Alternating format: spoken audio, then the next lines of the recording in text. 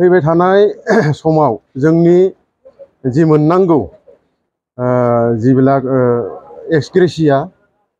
दासिमबो मोनाखै बिनि थाखाय जोङो सावरायदों बेखौ सावरायनानै जिबिलाक थालांदों बेखौ जों भेरिफाइ खालामदों आरो रायजो राजाया बिदिनो जोंनो होफैदों आरो लोगोसे जाय बिथांमोना दिनैसिमबो हार्डक'र केडारआ अनसुंथाइ मोनाखै 4 लाखखौ मोनाखै बिनि थाखायबो जोङो बेयाव सावरायदों दिनै सनितपुर जिल्ला बारग' एनडिएफबि खौसेथि आफादनि बानजायनायाव जोंनि बे उनसुमै एमइ आरो हाइ स्कुलनि लांगोनायाव नब्लाङाव जोङो सानसेनि हाबाफारि लानानै फैबाय थानाय जि 21 माने 21 अक्ट'बर जोंनि इउनाइटेड फराम अफ एक्स एनडिएफबि गायसन सान बिनि सायाव जों गुवारै सावरायदों आरो बेखौ लानाय जादों जोंनि क'क्राझारनि गौरां बड'लेण्ड कालचारेल कमप्लेक्स बेयाव जों लादों बेयाव थांनायनि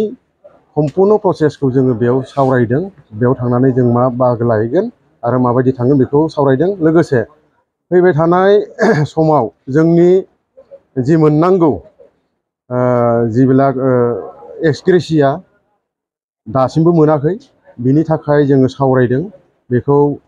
सावरायनानै जिबिलाक थालांदों बेखौ जों भेरिफाइ खालामदों आरो रायजो राजाया बिदिनो जोंनो होफैदों आरो लोगोसे जाय बिथांमोना दिनैसिमबो हार्डक'र केडारआ अनसुंथाइ मोनाखै 4 लाखखौ मोनाखै बिनि थाखायबो जोङो बेयाव सावरायदों आरो फैबाय थानाय समाव जोंनि जिथु बिटिआर एक्सटेनसननि खोथा बेखौ लानानै जों बहुद सिरियास आरो बिनि सायाव जों गुवारै सावरायदों आरो जोंनि रायजो राजाखौ जों सांग्रांथि मेल खालामफैदों जाहाथे बिटिआरनि सिमाया एक्सटेनसना थालाङा बिनि थाखाय जों रायजो राजाखौ खावलायफैदों जिहेतु नोंथांमोननि सरकारनि एमओएस मथे जेनेबा टारगेट फरगेट साख्रि मोननांगौनि बाथ्रा दं बे माबायदि बेखौ जोङो थांनाय 21 सेप्तेम्बर बेयाव सिएमजों सावरायदोंमोन सिएमजों सावरायनायनि उनावहाय सिएमआ बुंदों जे थार्ड ग्रेड फर्थ ग्रेडखौ फैबाय थानाय समाव जोङो जेब्लानो एपइन्टमेन्ट खुलिगोन अब्लानो जों होनाय जागोन होननानै बिथाङा खोथा होदों बिनि थाखाय जोङो सिएमखौ जों धन्यबाद होयो मोनसे फोसावथाय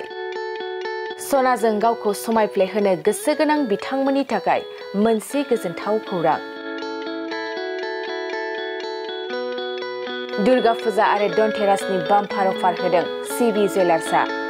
नोंथाङा लुबैनाय बायदि सनाखौ सिबि जुवेलार्सआव फैनानै खम बेसेनावनो लांफैनो हागोन बे अफारखौ अक्ट'बर दाननि 31 अक्ट'सिम होनाय जादों नोंथाङा बे सिबि जुवेलार्सआव गोबां रोखोमनि सना आरो डायमन्डफोर मोननो हागोन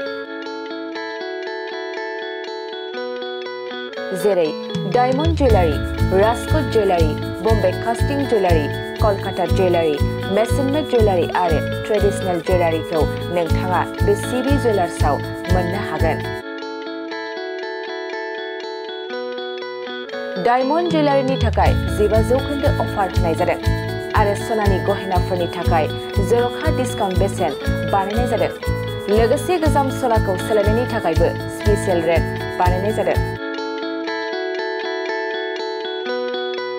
गोबां बाथ्रा मिथिनो थाखाय नोंथाङा